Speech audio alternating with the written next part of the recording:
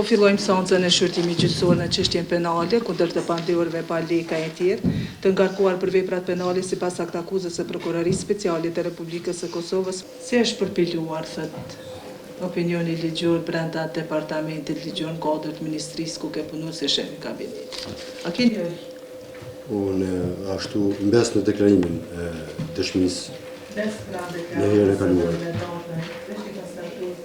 Ashtu siç na është sugjeru, rekomandu, udhëzu nga zyra e kryeministrit, që është e nevojshme për përdorimin e një opinioni ligjor nga zyra e kryeministrit. Besoj që është në transkripte ku është kërkuar se shkencë zyrtare nuk ka. Të mbledhjes të Komitetit Drejtues Ndërministror ku janë mbajtur në zyrën e kryeministrit, që është e nevojshme në opinion ligjor, dhe ashtu siç është kërkuar nga zyra e kryeministrit, ashtu është transmetuar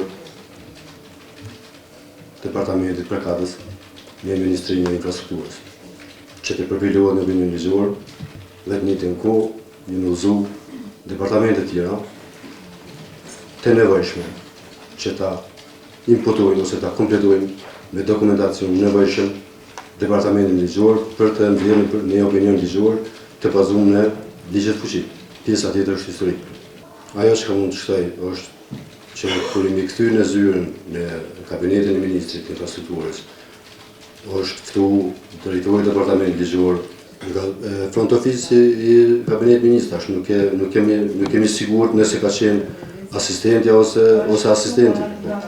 Sigurisht që nga njëri nga prej aty të dyve të cilët kanë qenë aty ku po ashtu drejtori Adi Kamerolli, ushtar zyra, edhe pse u kon pas orarit zyrtar të punës, u kon pas orës 16 pale, dhe jo është transmetuar kërkesa e zyrës kryeministit.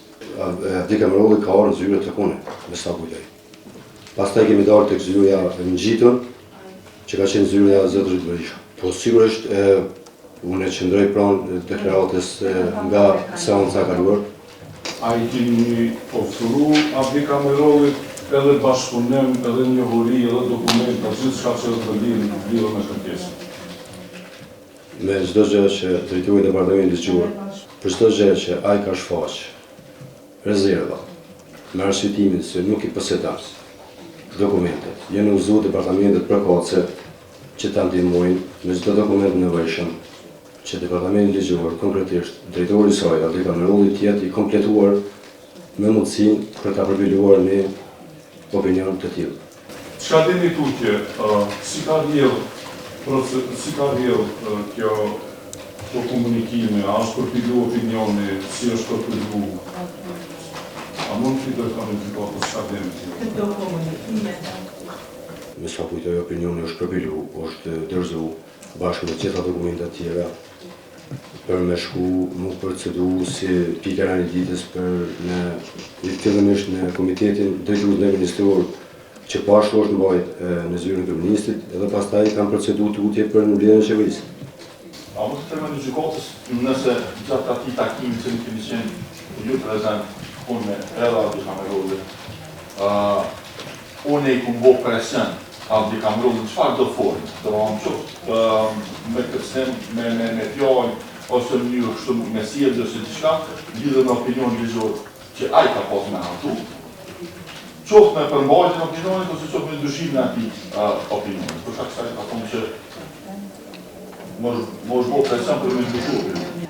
Në dijenin time, ditët ku jemi taku me zotin Kamerolli, lidhur me këtë çështje, asnjëherë, në asnjë formë, nuk është shfaq nga askush asnjë lloj presioni ndaj zotit Kamerolli. Përveç se i është transmetuar, siç e thashë më lart, i është transmetuar kërkesa e zyrës kryeministrit dhe në të njëjtën kohë i është ofruar gjithë mbështetja. A ju kujtohet çka është kërkuar nga Adi Kamerolli, që keni qenë prezant? Konkretisht, veç pak se përfundohet edhe. Çka është kërkuar nga Adi Kamerolli? Konkretisht, në opinionin ligjor, për cilën spjegu. Çka konkretisht është kërkuar nga për çka opinion ligjor? A për vazhdim kontrate, a për lidhje të kontratës, a çka? Keni marrë pjesë në takimin, që takimin me Po, kryeministrin? po. Për këtë azime temën e cila ka qenë duke u shqyrtuar Se la temë, hajde, ka të për tema e 53 milionëshit. Bazuar në pjesëmarrjen tuaj në gjitha mbledhjet.